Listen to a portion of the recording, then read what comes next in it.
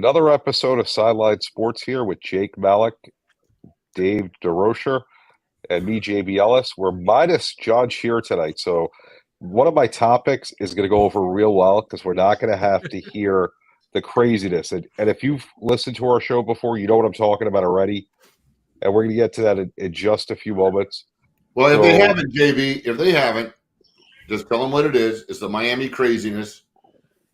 Yes. Mr. Shear. It'll be better today. Mr. Shear, who is on vacation like his Miami Dolphins, but we'll get to that in just a second. So there's a couple of big things happening in sports before we get into our NFL talk, because my NFL topics are on fire. So hold on. There are big things going on in sports? I didn't know that. I thought it was a quiet week. We have all four major sports going on at once. This is the best time of year. It only happens a few weeks of the year. We got everything going on. Baseball headed to the World Series. We got the NHL running their crazy every 15 minutes there's a game. NBA opening night is Tuesday night. We got LeBron, we got Curry, we got Durant all playing. It's crazy. There's so much going on. And here we are. Great time.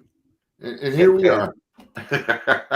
And the best sports show in the world is right here. You're dedicated, man. Well, I hate to tell you, but there's nothing going on at the moment. I mean, it's as you're listening, there's nothing going on. It's the calm before the storm because the rest of the day, where there's 10, 12 NBA games later on, and then I know there's a bunch of hockey and football be later in the week. I mean, it's right now as you're listening, the calm before the storm, because this week is going to be nuts, and I love it. It's beautiful. I mean, this is a sports fan's dream. You turn on ESPN Plus, there's 85 games on. College football over the weekend, you got 8 million games to watch. Oh, it's fantastic. There's so much going on. Why don't we start with Atlanta with the big win at Tampa Bay last week? Hold on. What I want to preface this is saying I was wrong. I admit it. If you listen to our Sunday show, I was wrong. To our Atlanta fans, I'm sorry. I made a mistake. I doubted you. And Atlanta, you have proved me wrong. I am impressed. JB, I wanted to preface that because I was down on them. That was a huge win. Yeah, I was down on them hard. Yeah. So I have one question though about the game. Bijan only played a few snaps, and it was said afterwards. It wasn't on the injury report until later on that he had an illness or something. Halfway through the game, they said something, I think. Yeah, and I mean, I know NFL injury reports are very important for bettors, because in all honesty, if a guy's hurt or not, a regular guy watching the game, it doesn't really matter. You're going to watch the game anyway. It really matters for the gambling aspect, which we'll ask Raphael later when he comes on. But Dave, I mean, you were in the league. When somebody gets hurt or has an illness, is that something that's known? Is that how can that not be told beforehand? Because I mean, now everything's supposed to be so transparent in the league. It's supposed to be, but I mean, we all know. I mean, we listen to Jay Glazier, and he even will say, that he's he's out or he's likely or he's probable, and then it's always, but we never know. We never know. And that has never changed, JB. I don't know why. Other than keep them guessing, but you always prepare for the best players on the field, and then whoever comes in secondary. Well, if you're prepared for the best, you should be able to handle the secondary. Correct. Yeah, I don't know. Well, it's a big mind game, but it's tough too, especially during a game, to know exactly the level of anybody's injury or sickness or illness, and you just got to keep playing. Yeah. I find it odd that it was just not reported at all. I mean, these reporters are on top of everything.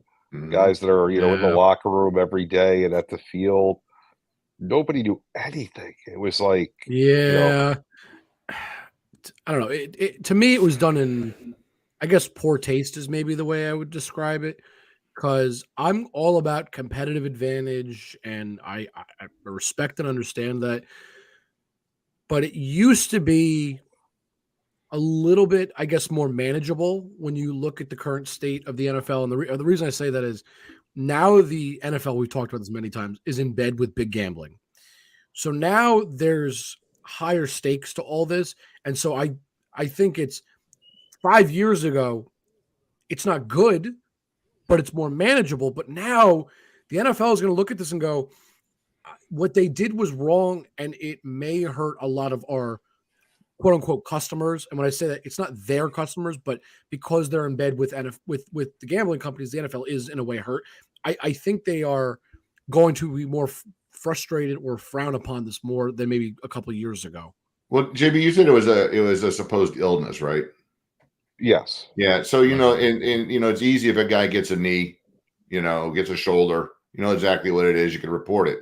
There's so many variables when it comes to illness. And we know now with COVID, and that's still around, you start you start telling people, the guy went out and might have COVID, and then you got, so yeah, I think if it was an illness, I could just see him, hey, he's out with something, and isn't expected to return. Well, I'm just he wasn't even on the injury report that he was probable, doubtful, anything. And that's what surprised me. The issue with that is it's not that during the game he wasn't feeling well. It was if you actually, if you watch the reports and kind of heard what came out in the past, call it 24-ish hours, give or take, it was known, I think Saturday night, they said in the evening at some point, he wasn't feeling well the day before the game. So it doesn't mean you have to list him as not as out for the game, but maybe you list him as questionable. You put some kind of designation, right? Preface it, right? Exactly. So bettors can in-time decision, fantasy players, everybody alike can say, well, what you do now is now your problem. It is no longer ours, but it's a CYA, as you call it, right? They've done their job. They've done the due diligence and said something might happen. If you choose to bet on him, you choose to play him, whatever. But they didn't, and that's kind of, I guess, why I would say it's in somewhat maybe poor taste, is because it then got worse as it got closer to the game, and they knew about it. They knew he wasn't going to play, most likely. It was pretty obvious. The first announcement, I think, was the owner, Arthur Blank, at halftime, who had mentioned it, as far as I'm aware. And that's kind of at halftime baffling. Yeah, that's why I get frustrated, really, personally. Like, I didn't have to in the game. I'll tell you though, and Jake, I didn't pick Atlanta either, just because I was going with the home team with a hot hand and a little bit of momentum. But I believe that we all did pick, at least the majority of us did pick Atlanta to win that division. So it's not that we don't have any confidence in that team. That's a great team, but I figured it was going to be a close game, and I just went with a hot hand. And it was great to see Atlanta come in on the road. I think we're going to go through a bunch of these games. There are a bunch of teams that came in and did some stuff, and I'm looking forward to that because it was a fun weekend. When we were going through the matchups, I was thinking, man, what a snooze fest this weekend is going to be. And man, it was just games, man. Fantastic game. All I'm going to say is this was probably, I do the suicide pool every year, and it's a tough pool. You always, I've lost in week 1 before. I've made it to week 14. It's not as easy as it looks. I have a couple of rules I follow. This week, there were no rules that mattered. I am still alive. I had Cleveland. Good on you. All I'm going to say, there was only 3 teams that people picked that won out of every game. Yeah. Kansas City, Cleveland, and Seattle. Yeah. Those were the only 3 games that people had winners in. Everybody else you saw the orange mark, meaning they were eliminated. Yeah. It was the weirdest week I've ever seen. Thin the herd, man. I've never seen a week like that. Like, you'll see the first week, people just take stupid things and they'll lose. People that don't know, that just are in for fun. Yeah. But now, like, we're getting to week 7, week 8. Guys and women know the game. They have an idea of who they should be picking. Well, let's talk about a couple of those upsets. Yeah. Well, first of all, I just want to say, just go back to Atlanta for just 2 seconds. We talked about how Bijan didn't play, and Dave, you mentioned we picked them to win the division. I want to give Atlanta extra props because they were without what I would say is pretty easily their best player on offense. The only other player that really compares is maybe Kyle Pitts, and they won without him. And they deserve a lot of credit. So I was wrong about Atlanta. Dave, I know you were as well, but that was an impressive win. Like, you don't have Bijan. He plays, 10, 11 snaps. He has one touch the entire game, and they still win the game. That's pretty good. So good on them. Yeah. Anytime you can go on the road and beat a division rival and one that's in first place and you take over the lead, it's an impressive win. That's a great thing. But let's talk about some of the teams that I have some questions about. Yeah. I want to start with let's start with Miami. They are 5-2. I looked at their schedule when I was thinking about topics. They haven't beat anybody good. The two teams that they played that I would consider decent was Buffalo. They got blown out. Mm-hmm. And, of course, Philly this week, and they got handled. Mm-hmm. So, I'd say the Chargers as well in week one. I wouldn't – the Chargers' record isn't good, but I think at least offensively they're very, very talented. The Chargers are the Chargers. They find ways to lose games at the end, unfortunately. And I'm gonna put that on coaching and culture. So that's why I'm not considering the Chargers as like one of those teams right now. But even if you do, look at Miami's schedule, they really haven't beaten anybody substantially. Yes, they put up 70 points against Denver. It's Denver. Big deal. Yeah, and what's killing Denver is their defense, because I was looking at some statistics, and Russell Wilson has the same statistics as Mahomes.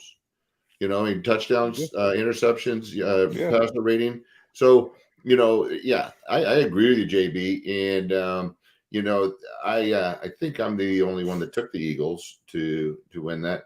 And I was, because they went out on a limb and picked up a guy that's older than me to catch the ball.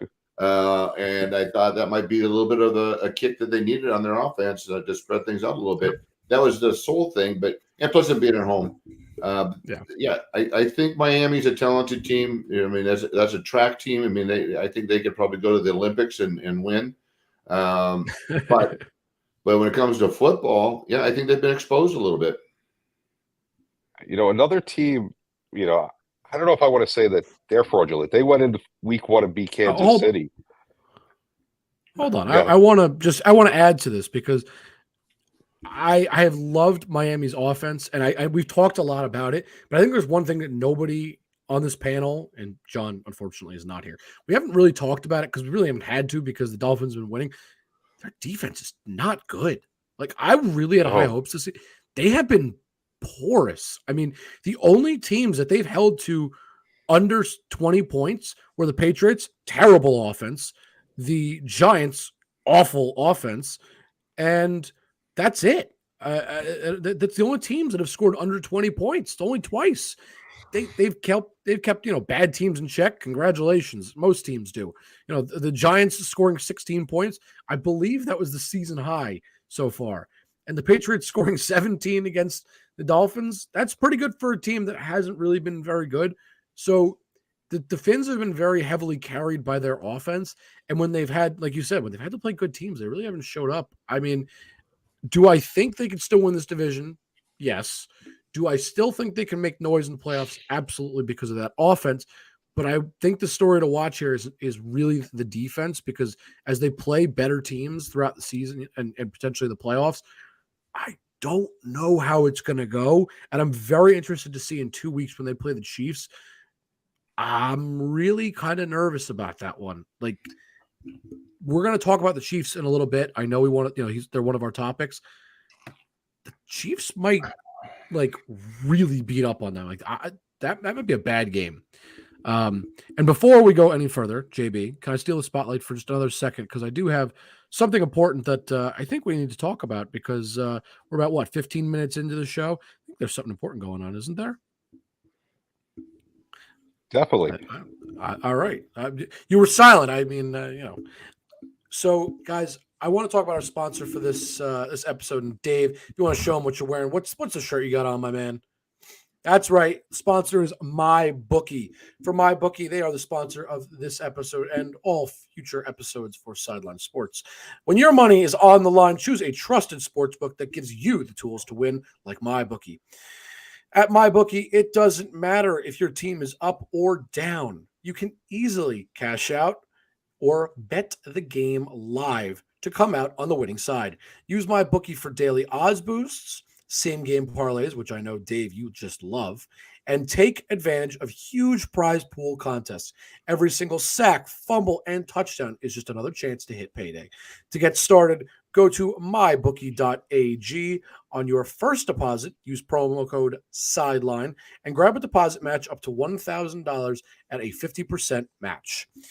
Try the MyBookie Money Bag to grab a potential Super Bowl frontrunner at long shot odds, plus 38,000 on the Eagles and Chiefs. After this week, I think it's very possible. You won't find odds like that anywhere else. Bet anything, anytime, anywhere, only with MyBookie, and use code SIDELINE. Thank you for the floor, So JB. getting back to teams that may have been exposed or just aren't as good as maybe we thought. Detroit went into Baltimore, and before Detroit even got a first down, Baltimore had 28 points. That's hard to do. That's giant-like offense. Yeah. Yeah, it's pretty bad. I don't know. I mean, to me, this game, yes, it was bad for Detroit, but I think it probably, to me, says more about Baltimore, because Lamar looked like the MVP that we knew from a couple of years ago. He looked phenomenal. I mean, they were running on all cylinders. And it's not that Detroit didn't just play poorly, because they certainly did not look great on offense for most of that game. But like I said, I really think this says a lot about it, about Lamar and the way this offense is going to run. I think this is the team that they expect to be. And I don't know if they're going to necessarily be these world beaters every week, but it does feel like the Ravens are maybe starting to come into form a little bit. And that's what we were seeing in this game. On top of Detroit, definitely just being outplayed, and maybe, Baltimore put out a bit of a blueprint on how to beat them. all I'm going to say is, if you listen to the Sunday NFL preview show, I said Baltimore is going to play tough because Detroit's everybody's darling, and Baltimore, nobody's giving them that respect. And this is a big game for them because of that. And they must have listened to our take. They must have put that on in the locker room to get pumped up, because they heard JB's take and said, we're going to take it to Detroit and destroy them.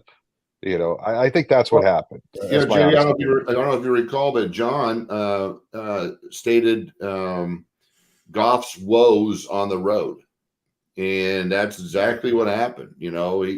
He's a world killer at home, but man, he struggles on the road. And we were talking about, the Lions being a contender because of that defense, and it didn't show up either, which is, it's just weird, because, Kansas City was on the road early on, and they handled them. Yeah. So it's I think it's still a team that still kind of find themselves. It's like they're so used to losing that they don't believe that they're actually could be winners, and that it kind of looks like that kind of a struggle. It'll be interesting to see if they get back on their feet next week. Who do they have next week? Does anybody know? I will check for you on that right now. Right. I mean, so I still believe in the offensive line. I still believe in the in the defense. It's just, they have the Raiders on Monday night. Yeah, I've always kind of good get right game with Goff. Even when he won this, had a great year. He just, I have a hard time putting any money on him. But the rest of the team is really solid. So we'll see if they get their feedback on. I'll tell you, I can't wait to talk about the next one. I don't want to talk about my upset pick of the week, which was the Chargers going into City. Because the one I really wanted to, but I just thought there's no way. But I really thought if somebody's going to kind of surprise San Francisco, it's going to be Minnesota. I just love Kirk Cousins. He's a man of faith is one of the things. He's been through so much stuff. He gets just hammered by everybody, and all the guy does is show up and throw touchdowns. It's like, he's been really good this season. And he just throws touchdowns. So, I loved that game. And plus I love seeing San Francisco lose. But that's I wonder why. But that's back to back for the team that's supposed to go undefeated and kill everybody. Kind of like the Miami thing, kind of like the Bills, which isn't on your list. But the Bills are just struggling. Yeah, again, it's just one of those with things. San Francisco, I mean, do you think it's Purdy's not the guy? Do you think it was the injuries? No. Just bad matchups? Injuries are really hurting. Purdy's the dude. Purdy's the dude. I think their defense, which everyone touts as all that. They have some weakness. They're probably the best linebacker in the game. They've got one of the best ends in the game. But there's obviously some holes there. I mean, they're not getting killed. They're getting beat. And I just don't see the offense hitting on all cylinders. But man, I would say of all of them, Purdy's like the most solid. And then of course, McCaffrey's got 16 game scoring streak. He had 2 touchdowns in that game. It's not that dude. It will never be that dude. No, Purdy's he's solid. a touchdown machine. Yeah, I mean, you look at him. How do you point a finger? How do you point a finger at Kittle? I mean, the guy just blocks every freaking play. He's a nut out there. He has a blast, and he scores touchdowns. So I don't know what it is, but I just hope they don't figure it out anytime soon. I do think Purdy, while I think he's a very talented young man, I think we have to remember this is only his second season playing. And he hasn't even played a full 17 games. He has not played a full season. So I think it's really important to remember he's going to struggle at times. Even with this great offense, he hasn't even played a full season. He needs to learn the NFL still. Like, I understand he's got this phenomenal coach and this amazing cast around him and all these, factors to help him, but he's a young man trying to learn the NFL. He was overlooked by basically every team possible. He almost didn't get drafted because of how, obviously he was the last pick. So chances were, he was either getting picked there or wasn't getting picked at all. Right. So I think it's really important to remember, like, he's very talented. He has shown some really good play, but he is still going to have to learn how to do this. And so you saw a little bit last night, right? He wasn't perfect, and that's okay. He's missing one of the best offensive lineman, possibly the best in all of the entire league. And he's missing a very talented receiver in Deebo Samuel. I know Deebo, if you watch how he uses Deebo, that's the other thing. Oh yeah. Deebo is not a deep threat for him a lot of the time. Nope. A lot of the time he's like a safety net. He's just the third down. Yep, he's the third down. He's across the middle. He's the across the middle guy for 6 to 8 yards. And that offense is, and you can see he was missing when they're healthy. Yeah, when they're healthy, that though. They are unbelievable. Yeah. But I do want to give I agree with Dave, and I want to give a lot of credit to Kirk Cousins last night. He was phenomenal. And great. Jordan Addison, for a rookie, I mean, 123 yards against one of the best defenses in the NFL, if not the best. Play where he just took the ball away from the that was to me that was the play of the game. Yeah, that was. I mean, if you watch that play, which I watched it a couple times, the ball, I mean, literally he didn't even have his hands on it. He had to rip it away, and he said, "Give me that," and then he ran, and it was, to me, that was like the play of the game. That was when I said, I think the Niners might actually lose this game and the Vikings could actually win, because if that is the grit, the determination, the raw want to win, like that the Vikings were going to play with. To me, that said it all. And it's not that the Niners didn't play well, but it felt like it really was like, no, the Vikings are going to give this their all despite not being off to a great start. I know a lot of people have already said, like, they're not even close to making the playoffs. They got no chance, blah, blah, blah. Sell everybody on the team, get rid of Kirk. Justin Jefferson, he may be out for the year because it's going to be so bad. All these, ridiculous rumors, which is all they are. And they just said, no, we're going to go out there and do what we do. And they did. 2 wins in a row. Hey, I do. We talk about struggling quarterbacks, and I have no idea what's going on with Josh Allen. And it's like I think he's averaging 2 turnovers a game this year. And I predicted that this would be the week, because he's done this in the past. He's had a great I mean, a great career. But every year he has like 1, 2 or games in a row where he is just bad. And then he bounces back, and then he's Josh Allen again. So I thought maybe this week he'd be Josh Allen again, and he wasn't. Man, he threw a ball. He threw a ball right to a linebacker just sitting, and he didn't look off the receiver at all. No, he's really struggling. And as Josh Allen goes, so do the Bills. And I'm interested to see what you guys think about the Bills this year. Well, I'm going to make excuses for him because the Jets loss, that was a big game for the Jets. They were all pumped, and they always have trouble against the Jets. The Jacksonville loss, Jacksonville was accustomed to the time already. They were there a week in advance. Buffalo had to fly to London. And this week, they always seem to have trouble against New England. So, they were playing in Foxborough. It was a road game. So there's 3 losses. Do I think that they're as good as I thought they were at the beginning of the year? No. Not at all. Because if they were, they wouldn't have lost all 3 of these games. They may have lost 1 or 2, but they definitely would not have lost 3. Not to the Patriots. I mean, well, then, you know what? Hold on. Let me ask you this, JB, because you're making excuses for them. Now, granted, they won this game, but they didn't look very good. What do you attribute to a 14-9 win now 2 weeks ago against the Giants? Because that's another week where the offense really, and Josh Allen didn't look really good. I mean, this is now 3 losses in a row. I don't really know how you make – what's the excuse for that one, really? Like, what is – for the Giant game, they won. Yeah. You walk away with a W. It's the NFL. Things happen. I understand. It's not really.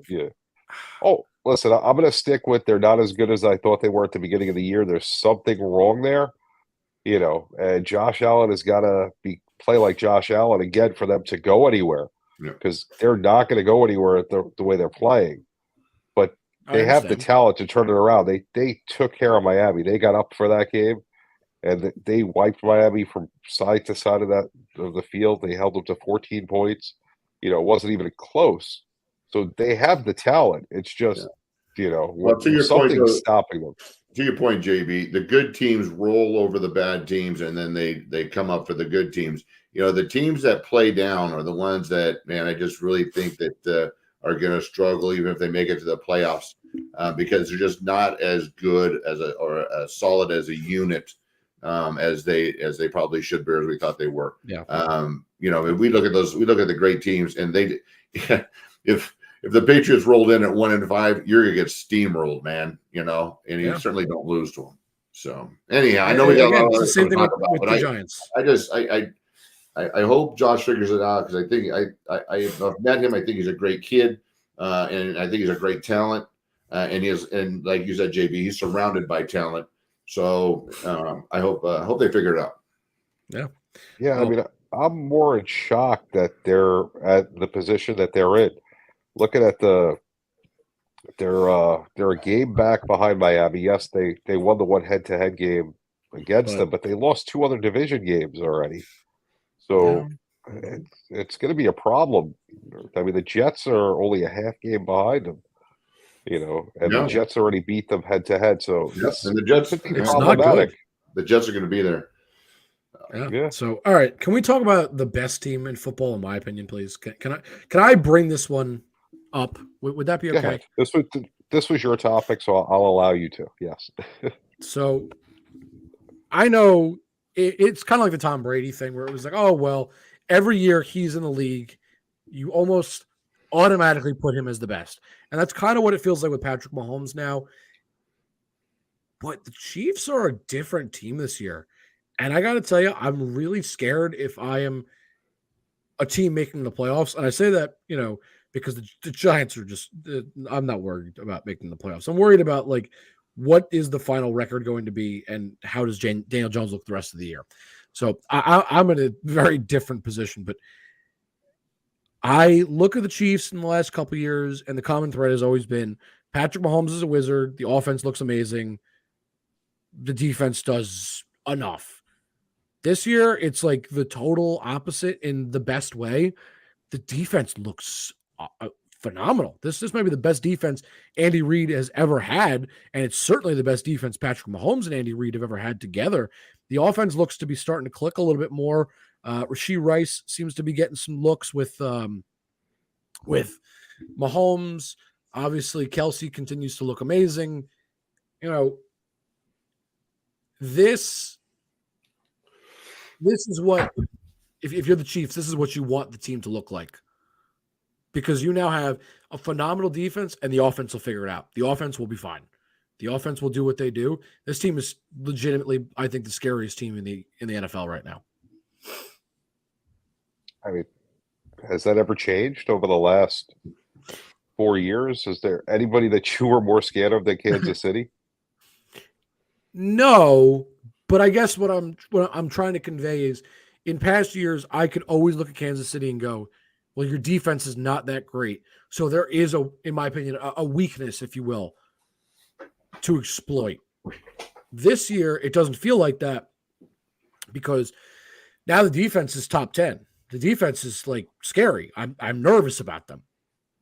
So okay, the Chiefs on the schedule, it's like they can beat me on both sides of the ball, and I, you know what I mean. I'm a little extra nervous because now it's not like, oh, there's a weakness on one side and I can try and exploit it. Now it's like, no, where is the weakness? I don't know where it is right now. I'll tell you who I like watching on that team. Pacheco. That running back, I mean, he reminds me of like Sweetness. He's fast, but he'll run you over. Yeah. And I think that's the difference because, they lost part of it. They lost some great receivers. They tried to place them with a couple other names that we know. And other than Kelsey, there hasn't been a huge threat. There's just been some talented names, but not that dude. But I think the fact they actually have a running game and can get the ball out to him in the flat or just give it to him and he'll pop it is a big difference. Yeah.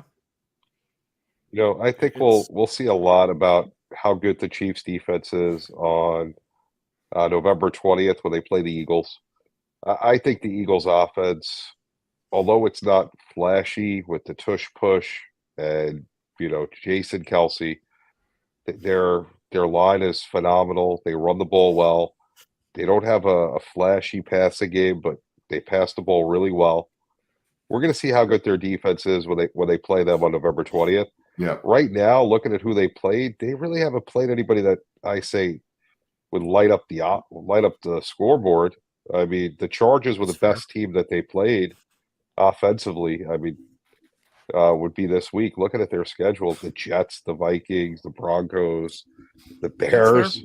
I mean, there's nobody there, but their defense is playing better than it's been in the Mahomes era for sure. Yeah, it's fair. It's fair. Yeah, well, their DBs 3 or 4 years ago were really bad. Yeah, that's the thing. I mean, you're right. They haven't played phenomenal teams. I'm not going to deny and pretend like they played, the Miami Dolphins, who, like I said earlier, offensively are really fantastic. But either way, I mean, your defense plays well. Your defense plays well. It doesn't matter who you're playing, these are NFL teams.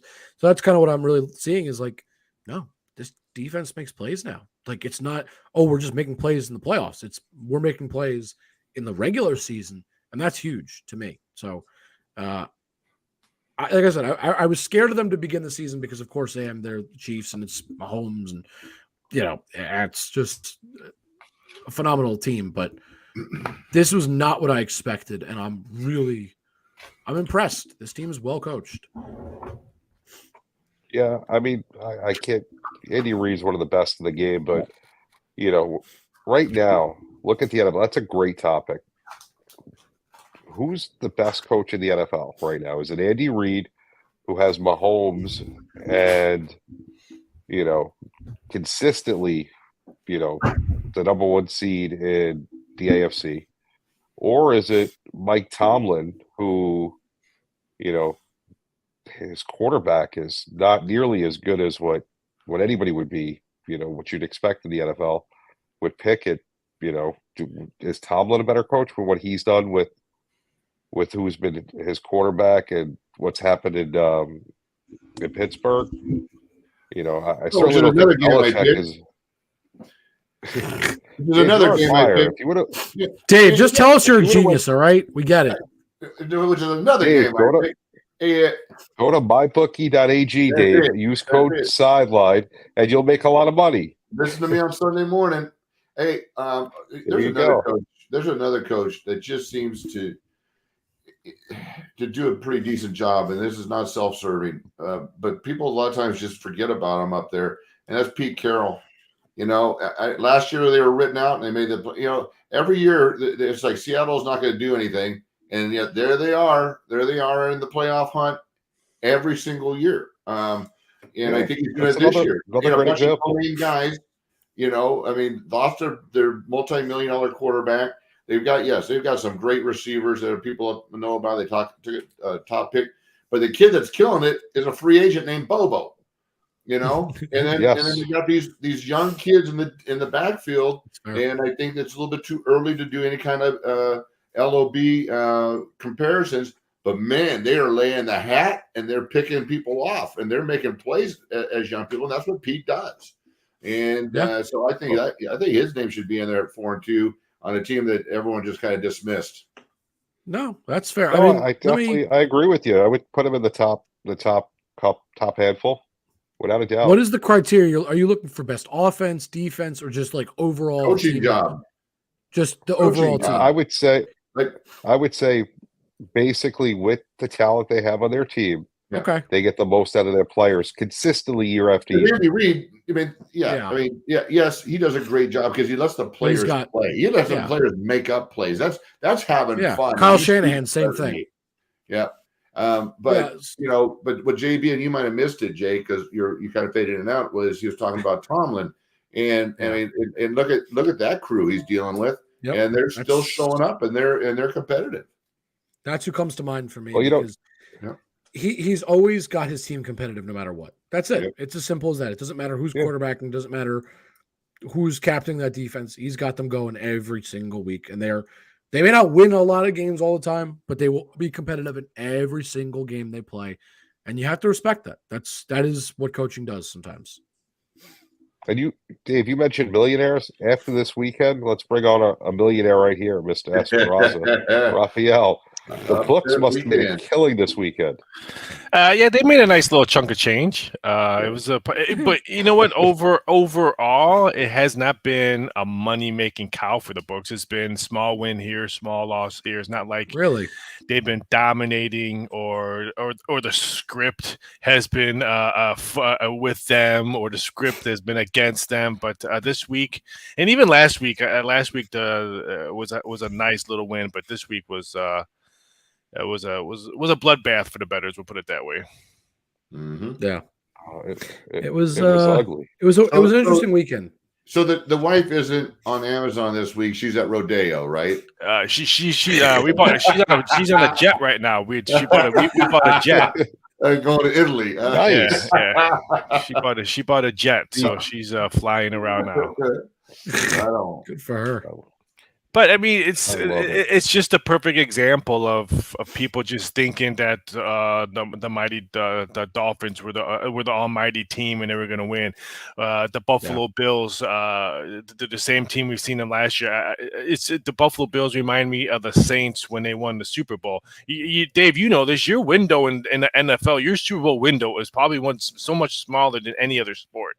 Yeah, and if you don't capitalize on that, your window's shut. Sorry, Buffalo. Your window was shut last year. I don't know why everyone's making a big deal. Oh, I can't believe they lost again. I can't believe. No, your window's shut. So it is what it is. Now you move on and try to scrap it and try to rebuild what you need to. And that's what it is. The window is shut for a lot of teams. I mean, Green Bay's window was shut when Aaron Rodgers left. I mean, Buffalo Bills. And I was listening to you guys' coaching and all that, and I agree with your Seahawk coach. But you know why he doesn't get the credit? Because he's got baggage in college, and that baggage followed him. So it doesn't matter if he goes. He would need to beat the Dolphins record, go perfect, and win a Super Bowl, and I think he'll get the notoriety that he deserves. Yeah, that's fair. That's fair. So, but the reason why I gave him the notoriety is because he doesn't have the talent, and he scraps together a competitive team every single year. Oh yeah. So I mean, that's what I'm seeing. And hey, look, he just happened to get caught in college. What we found is that everybody did it, right? So if that's just ludicrous. Just like That's the why the just like, NIL's here now. just like the Michigan Wolverines. Like, really, this guy's the first time that scouted practices. Really? Yeah. Well, Rolf, let me ask you Happens about all this the time. because we talked about it earlier, and you said your wife is on a jet, and I think this may or may not be part of the reason. What are you guys doing? Or what are you hearing around? Other companies, other people handling money, whatever. How are people handling this Bijan Robinson situation? Because I don't anticipate that you can give their money back because the Falcons were, we'll call it, not forthcoming, but I assume there was a lot of money made because probably plenty of people had touchdown scorer or yardage or other props such as that. Jake, not to put you on the spot right now, but how old are you? I am 23. You probably so got a young. trophy for just participating in Little League, stuff like that. That's the generation who love the refunds. Oh, my guy only played one play. That's called gambling. Sorry. Wake up, smell the coffee. I refuse. Once he could have scored. That's fun. I refuse to refund. If your guy dressed, if your guy stepped on the court, stepped on the field, swung a bat, grounded a ball, whatever. No refund. I'm sorry. That is part of gambling. You don't go to a restaurant and eat a half a steak and say, "Oh, you know what? I want a chicken. Can I get a refund?" Actually, you'd be surprised. Do that. There are plenty of people that do that. Indeed. We don't recommend that because that's just not cool. But there are people that do it. Unfortunately, you'd be correct. But no, I know, and I understand why companies do that. Don't get me wrong. They're looking for that customer service. They're looking for, hey, look what we're doing. No one else is doing. I get that. Yeah. Is it right? No. I mean, those are the people, the ones that's like, oh, I can't believe they're marching or I can't believe they're protesting.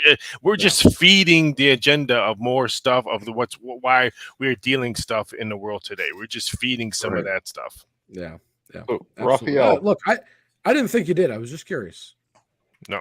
NBA opening night. What are some good bets for the NBA season that people may not have thought about that they can find on mybookie.ag? Of course, to win it all, total season wins, those are all good stuff. But I want to give advice for the NBA right now. You don't want to jump all in and start betting NBA totals and games like that because, there's so many new faces. There's so many new referees coming in that they're trying to make a name for themselves. You always want to look at games before you just start emptying account. You just signed up at MyBookie. You use your Sideline account. You put in $500. Rematched it to up to $1,000. Now you have all this money, and then you're gonna wipe 50 because it's a 50% match. Remember, and then you're gonna wipe it out on today and tomorrow in the NBA. No, you want to watch games. You want to see who's playing, who's not, how's people is gelling. Just like in football, that's what preseason's for. That's what the NBA is for. There's preseason. You kind of want to watch to see how things forecast. I'm not the biggest future advisor and stuff like that because some people hate tying up their money for a whole season. I get it for a gambler purposes. It's just like me buying stock when I do the market every day. It's the same thing, but people don't realize. People want, I got total season wins. Like right now in football, everyone wants to cash your tickets if your team already won. Well, it doesn't work that way. What if the season gets canceled right now and stuff like that? So there's a lot of rules being involved. But NBA is, I would say, watch for the first couple of weeks before you start diving in and putting in a whole bunch of your money in. But at the same time, it's the best time to bet the NBA on the weekends because everyone's concentrating on college football and NBA, and you can see a soft spot in the NBA, and maybe the odds makers didn't move a number when they should have moved a number, or they didn't find out about an injury quickly enough because they're too worried about Pac-12 after dark, or too worried about Alabama playing LSU in a couple of weeks. So there's some good soft spots that you can play in the NBA on a weekend. Jake, speaking of books, tell us about MyBookie. Oh, do I have to? Everybody needs to know about MyBookie.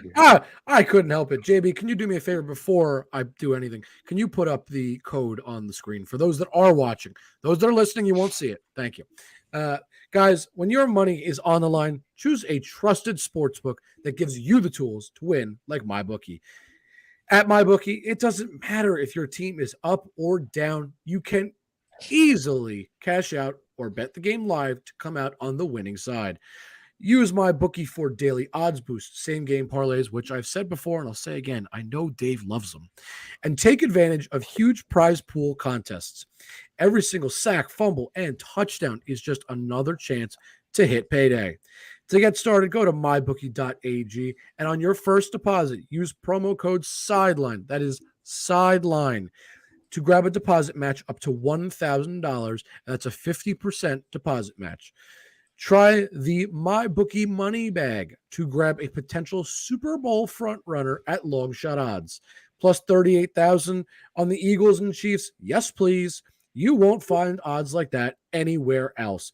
But anything, anytime, anywhere, only with MyBookie using code SIDELINE. All right. So the next topic, this one kind of made me scratch my head. Yep. NHL Frozen Frenzy. Oh, but I like this. The NHL came up with a really great idea.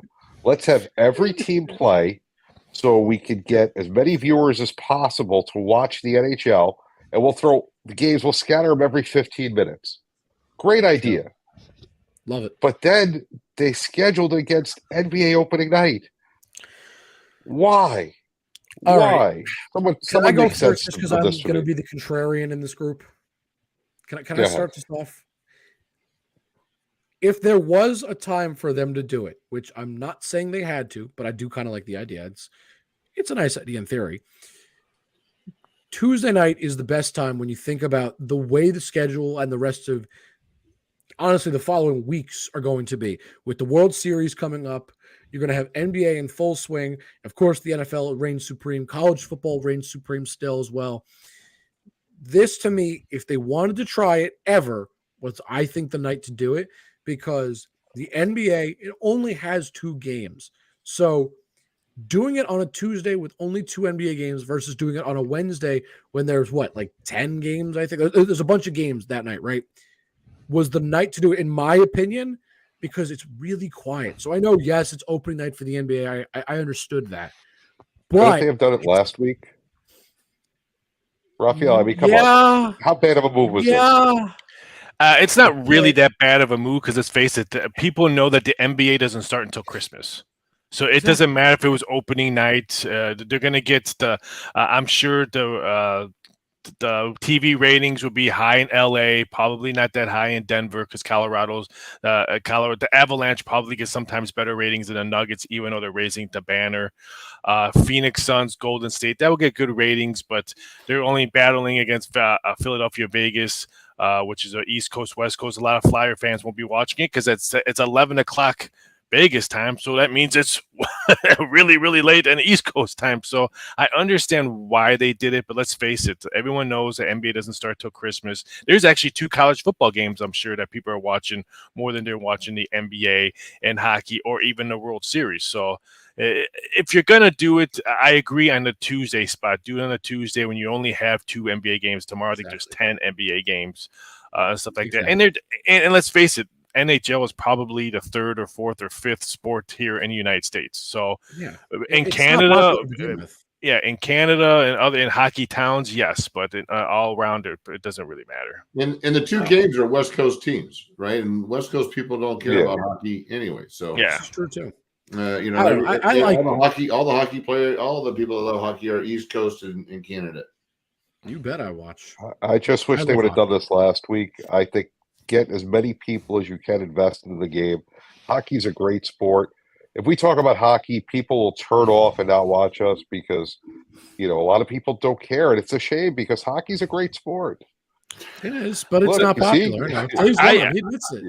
I agree. I mean, but if you're talking for gambling purposes, NHL sometimes is probably at the bottom. Sometimes we have more action on a WNBA game than we will have on a, let's say, Anaheim Columbus game or something like that. So people don't understand the hockey rules. They don't understand how to bet hockey. So for gambling purposes, it's not a money making for us. So when I played in Montreal for 2 seasons, I used to like going to when I was in Montreal. I used to love going to La Cage Sport and watch the replay of our game. So I would go and I'd sit down at the table. It was really kind of cool. There'd be about 10 pitchers of beer before I even sat down. But there'd be 42 nice. TVs, and all are playing hockey, except for a 19-inch black and white, like in the corner, playing the replay of our game. And they weren't even playing basketball. It was amazing to me. And I'm one of those guys, I don't get it. Unless I can sit on the ice, right on the glass. But, man, if you're sitting right there, it's fun to watch hockey. It's the best place to be. Best place to be. Oh, I think it's the best sport to watch being, it live. Yep. Oh, without a doubt. I wouldn't argue nothing that. like being in the arena. I didn't realize how small the ice was until I saw it live. Because on TV, it looks like these little guys are skating on this huge rink. And then you get there, I'm like, no, this is like roller derby, man. These are just right on top of each other. You think that's small? No. Hey, bro. When you're doing that for 20, 30 minutes, that's a lot. It becomes a lot, I would think. I just said no, I know. I'm just saying. The only thing that bothers me is they do so many switches and all that, and everyone wants to bash soccer when you only get 3 replacements and you're running probably 2 hockey fields exhausted, and hockey players get so many exchanges and stuff like that. That's the only thing. Soccer gets a bad rap. You only get 3 replacements in soccer and hockey. Every switch. Very different, but I know what you mean. I understand. That's like the jockey. That's like the jockey out of breath after he wins the Kentucky Derby. That's always funny. It still kind of makes me laugh. You see, they interviewed a jockey and he's out of breath. Ride a horse. I understand it, but it just makes me laugh.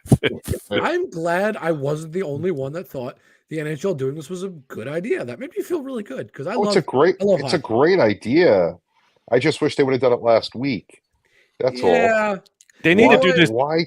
They need to do this like in March or something like that, when you're only battling maybe college basketball. Like maybe do it on a Thursday in March, where 2 NBA games and Pac-12 basketball. But that's the thing. What else are they fighting tonight? Or what were they fighting? Rather, on baseball Tuesday, right? Game 7, which who knew that would happen? So that I'll give them. Right. You can't guarantee a Game 7. And it was 2 basketball games. That's it. It's not. It wasn't a jam-packed schedule. It was a pretty open schedule, which I think is kind of where the NHL was going with that at the time. My thought is opening night, people buy into it because it's opening night. I don't know. I don't if you're going to tell me just one game of the regular season as opposed to, opening night, I'm going to pay attention to. Because I could watch Edmonton play any night if I want to watch them. I could watch, Calgary any night. I do think this is probably aimed more towards the true hockey fans, and I do think there will be a market for something like this, though. Like, yes. I don't think it's just for expansion purposes. I think there's and they didn't just do this just for one night only. This is probably going to be something that they're going to do a couple times a year. I hope so.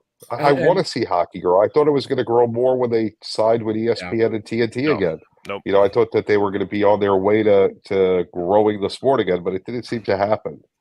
A lot of hockey, if you kind of look at the history, hockey dealt with so many strikes, so many walkouts, and they lost, and those people probably won't come back. Hockey is always going to be capped also in America, I think, as opposed to other sports. Just like everyone thinks soccer is going to be big here, and it just won't. It's going to have a market, but there's a limit to what people will invest into it. And, it's mostly because football's a thing and baseball's been so prevalent for so long. It kind of and Dave needs to mute his mic right here because he's going to get mad at me. But we live in the United States where we have to listen and breathe 365 days of the NFL, OTAs, practices, workouts. I love it, but it's a lot. Aaron Rodgers on a plane to go visit someone and stuff like that. And that's why a lot of these sports. They got Travis Kelce and Taylor Swift. I mean, because if you go to other countries, it's not. I mean, maybe England. Maybe when you go to England, English Premier League soccer. But here, it's 365 days a year. It's all NFL. And it's bad. It's sad for all these other sports. I can assure you it gets tiresome for me too. Yeah. I just don't understand hockey. It can be a lot. But that's Well, you were in Montreal. You didn't learn the game? No, I went to one game and couldn't fit in the seats. I was 300 I was Okay. 6'7", 360 pounds, bro. And it was like, I'm like, okay, That's I'm fair. out. Yeah. That's So, fair. That's yeah. fair. Too They're going much- to get you a better seat being an athlete in the city. I mean, come on. Too much- They're too much- good seats. They're just small. Too much poutine, too much Oh, fries yeah. and gravy. No, I was in shape. Come on, man. I'm sure you were. Come on, man. All right. We are nearing the end of the show. Does anybody have any last minute comments before we wrap things up? Wow. I- You guys are I- so Wait, give us, you know. give us a couple of something to bet on the NBA. Well, the first game's almost over already. I kind of like I like the under in both games today. The late game's going Golden State. You have plenty of time. I'll give you my prediction. It's going to be Lakers and Bucks in the finals. wow. I'm not the biggest Laker fan. I'm not the biggest LeBron fan. I'm a Jordan's number one. LeBron's probably 3 in my book. But Ooh, they who's got number 2? depth. They got depth this year. They have a bench. AD doesn't have to play center because they picked up two big guys, so they can put him as a power forward if they want to. So they have a very and this Austin Reeves kid is going to be a big stud in He's LA. good. So Yeah. I like their depth this year. And the Bucks with Dillard, they're probably going to make some more trades during the trade deadline. Now that they got the Greek Freak for 3 more years with a signing extension, they're going to be hard out. I would happen to agree with most of that, but we'll make those predictions maybe next week, I'm thinking. Let's start with Raf. Raf, tell people where they can find you, good sir. You can find me on Twitter at VSI.Sports. You can find me on Instagram at Rafael Esparza. You can find me also at DocSports.com and my personal site, You Can Bet That, where you can see all the crazy bets that I do and stuff like that. Made headlines when I did the Colorado Bigfoot betting odds. Was on the if you didn't catch me on CNN that time, it was pretty funny. Raf. All right, JB. JB _ the program on X/Twitter. It's just Here, Twitter to me. Confidential, J&J Sports Express. Who knows where else? You never know where you're going to find JB. Guys, I am Jake Malik. You guys can find me on Twitter at Jake_Malik. You can find Sideline Sports scrolling across the places on the bottom of your screen. So YouTube, Facebook, Twitter, X, whatever you want to call it. I still call it Twitter. There's so many places. Make sure to use code Sideline when you do mybookie.ag for that 50% first deposit match that they will do for you under that code. And last but not least, Dave, I didn't forget about you. You're looking at me like I'm crazy. Dave, I would never forget you. I'm saving for the best for I always last. look at you like you're crazy, so it ain't no different.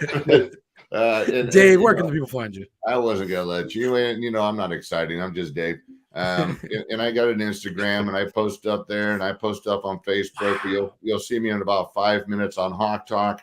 This week we have Will Blackman, Super Bowl champ, played a couple of years with the Seahawks, has a really killer wine distribution company. And then we always get joined by a 12, and it's the Spokane Seahawkers chapter of the year. Anyhow, we do stuff. We're all over the place. So find us on the NFL Alumni Network. And I'll end it with be good humans. That's right. We'll see you next time.